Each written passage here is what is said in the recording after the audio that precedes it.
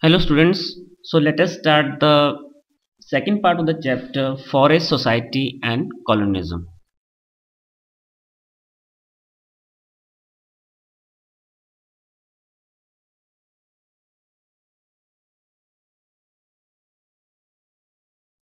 Let us start with the second part of the chapter, which is the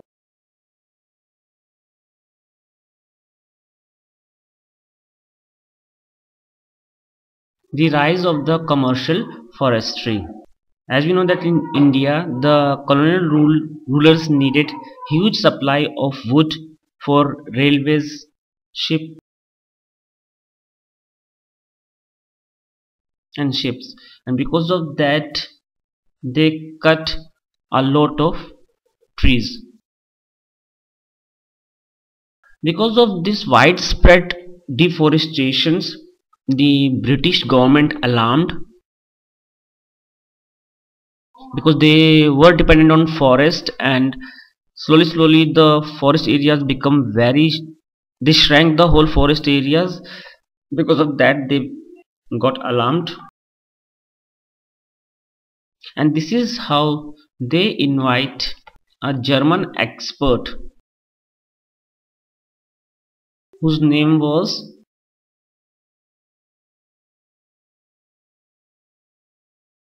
Dietrich Brandis. He was a forest expert of Germany, and this is how he became the first forest inspector of India. Brandis emphasized that the rules need to be framed about the use of forest wealth, and this is how a proper system had to be introduced to manage the forest, and people had to be trained in the science of the conservation of the forest. This system needed a legal sanction, so this is how Dietrich Brandis introduced, or we can say he took the initiate. His initiative was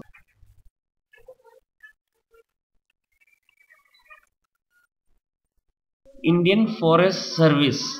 The IFS was introduced by Brandis in the year 1864. Indian Forest Act was enacted in the year 1865, where a lot of new rules, norms were introduced. Not only this, but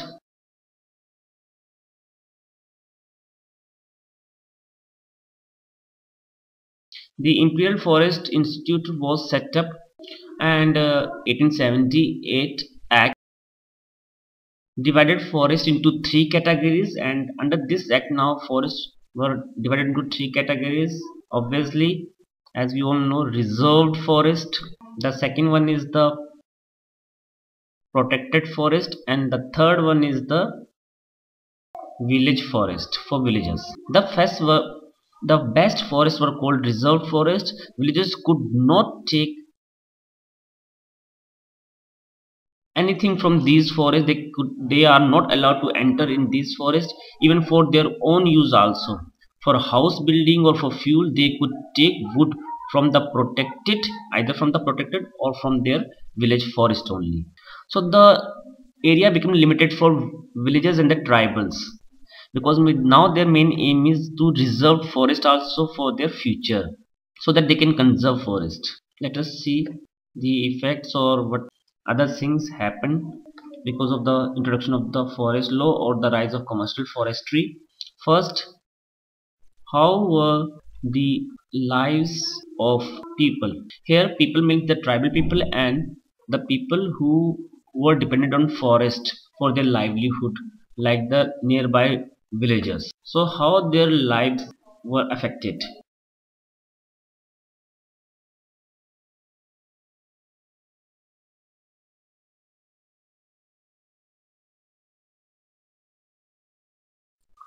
Now after this act, all their everyday practices like the cutting of woods for their house needs, grazing their cattle, collecting fruits and roots, the hunting and the fishing, they all become illegal after this act. Now they cannot do all these things, and if they try to do these things, they were caught. Actually, it is need, because their life is depend on forest, so they need all these things. So now this what they start, that they start doing, or we can say this situation forced them to steal wood plus other things whatever they need. And because of this, whenever or if they caught,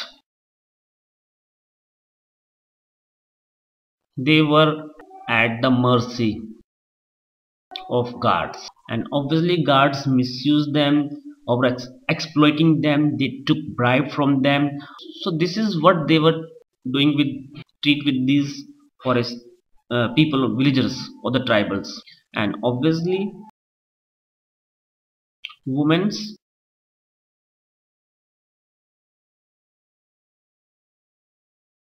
who collected fuel wood were especially worried because of this situation. Let us do the second part.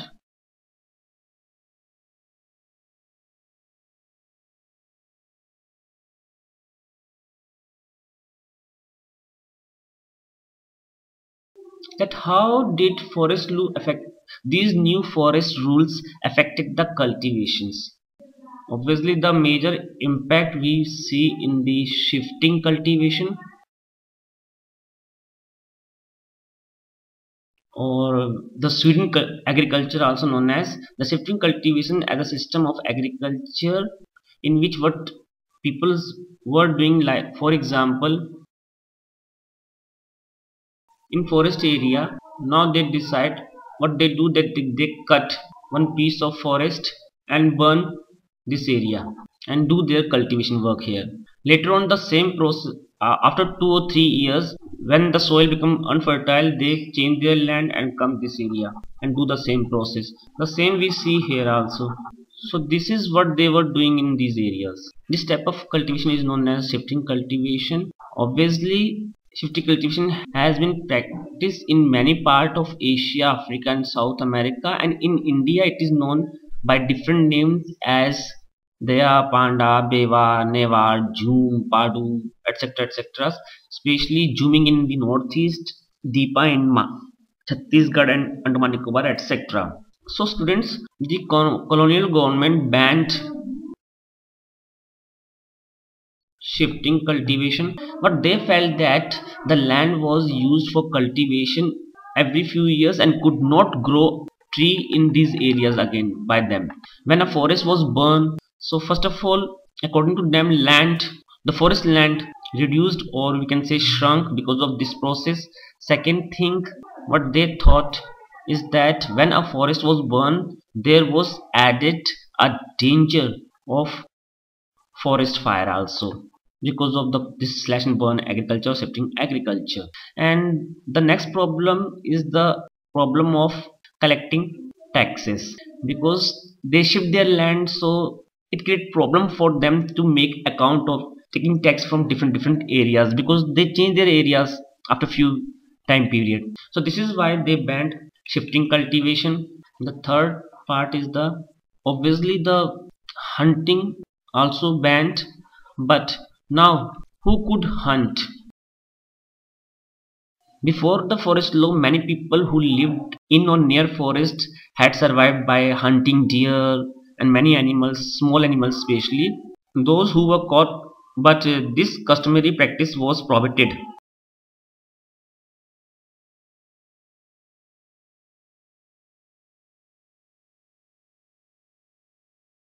This customary practice was prohibited by the forest law, and those who were caught hunting were now punished for poaching.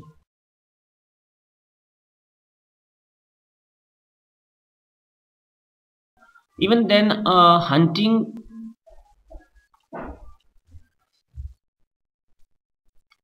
was a big game in that period. It is like a sport, and under colonial rule, the scale of hunting increased in such an extent that various species become almost extinct, especially the wild and the dangerous species.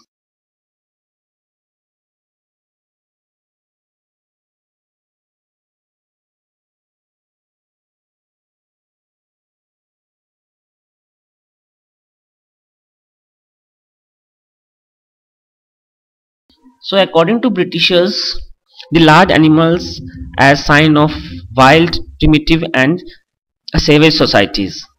So they believed that by killing dangerous animals, the British would civilize India. And this is how what they were doing is that even they gave reward for killing big animals on the grounds that they pose a threat to cultivators. But after all, not after all, much later,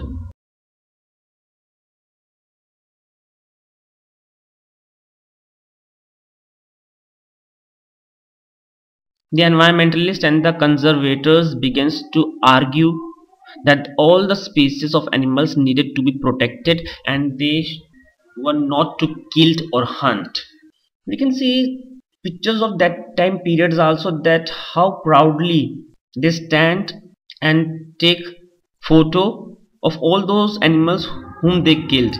There is a picture of Lord Reading hunting in Nepal where he killed 1, 2, 3, 4, 5, 6, 7, 8 tigers. That tigers, so we can see that how much animals were killed during that period.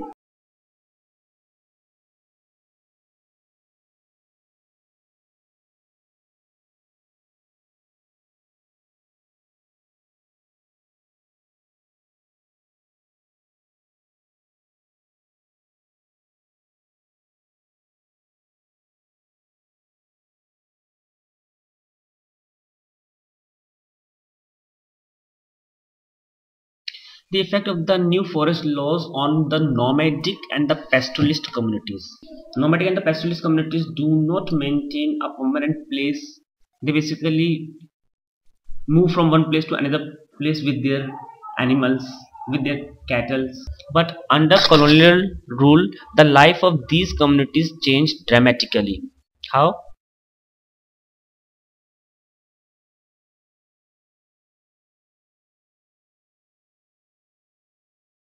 Their grazing grounds shrank. Now they cannot use the reserved forested and limited use of the protected forest also. So their grounds become shrank. Under this new law, forest law, their movement were regulated. Obviously they had to pay revenue. Not only they have to pay revenue, but the revenue pay which they paid increased. Obviously because of that the agriculture stock declined, and we see adverse effect especially on, not only especially but also on the traders and craft persons.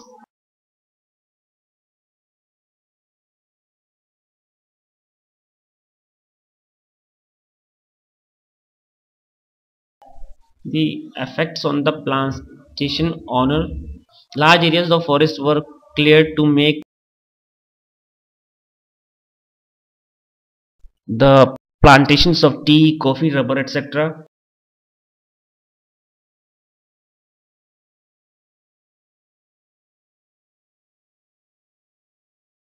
by the Britishers. For this they cut a lot of trees also. Obviously most of the owners, basically 99% owners, were the Britishers or the European traders. They get a huge profit by starting this plantation, and because of this, now what we see is that the main effect is that the Indian traders or Indian workers also are now on the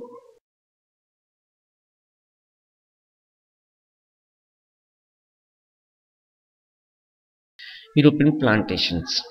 Let's come to the next part, and that is the impact of various forest law.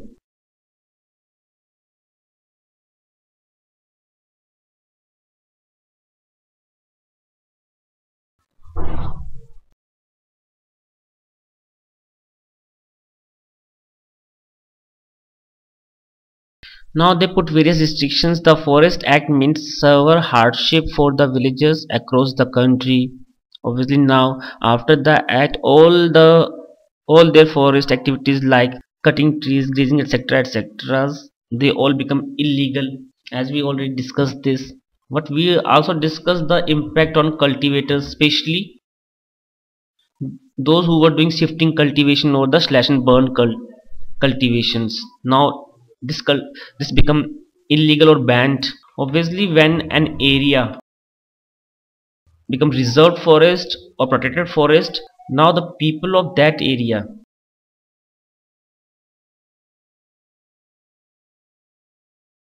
were forced to go in another places. We also discuss that by these laws they put various taxes on these peoples, and not only put taxes but also increase those taxes on these peoples, and this is how we see a lot of loss of livelihood of the people who were dependent on forest for their life.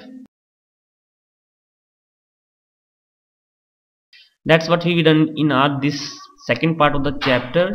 Even then, any kind of problem or doubt, you can send your comment to us, or you can send comment to my blog, which is bipindogra.blogspot.in. And as you know that we have also website which is edunetworking.com, where you found each and everything of each subject from class 7 to 10th, plus other competitive exams videos.